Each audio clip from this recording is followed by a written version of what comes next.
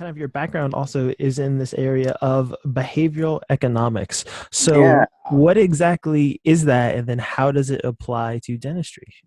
Well, and that it's interesting because for years it was kind of I'm going to call it a fringe science as it departed from traditional economics, heavy math, graph making, and all that kind of stuff, pulled some elements of psychology and behavioral and kind of melded them together.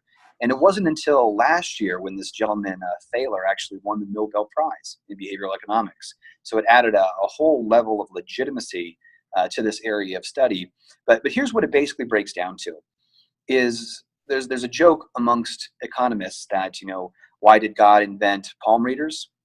To make economists look good. Because when you draw these graphs and you try to forecast what's supposed to happen, it rarely happens. It never follows these graphs at the best you can with this actionable intelligence.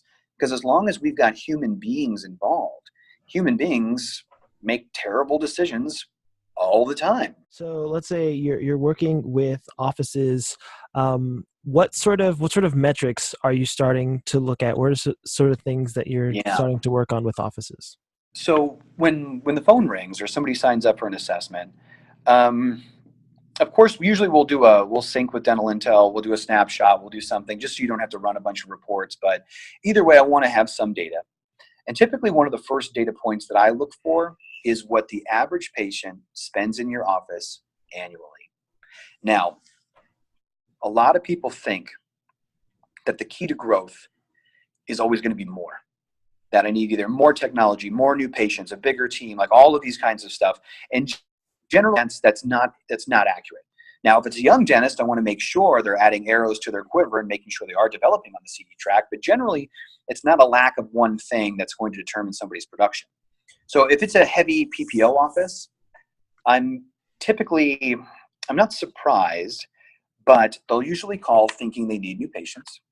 But I'll look at what that average spend is per year per patient. It's usually between $300 and $400, which is insane because that's basically a couple of cleanings and some minor restorations. And on top of that, I mean, what's the average insurance benefit?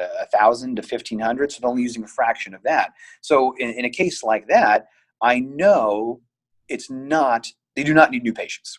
If they get new patients, all that's going to do is make them busy. And that is my literal nightmare. Anybody that works with the PDA, I tell them I've got two goals. I want to decrease stress. I want to slow the office down while increasing production. We're not trying to jam patients in sideways. I don't want 1,000 patients looking for free whitening. The thing I tell everybody, the only big number that I'm impressed by is the one at the bottom line. I don't care how many new patients you get. I don't care what your production numbers are. I care what sinks to the bottom.